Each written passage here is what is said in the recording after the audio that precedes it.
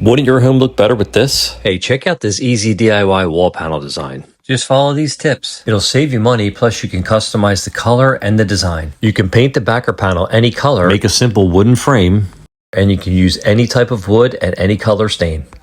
simply install the wood strips to the backer panel and space them evenly using a spacer. Installation's made easy with a bracket cleat system. Just find the studs, attach the screws, and set it to level. Attaching the panel is as easy as hanging a picture. It's that simple.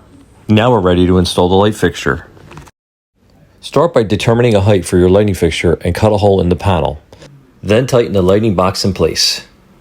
Then simply install the lighting bracket to the panel and set it with a level. Now connect the power feeds to your lighting source and connect the lighting fixture to the bracket. Tighten the screws and then level the fixture. Okay, get ready for the most satisfying part.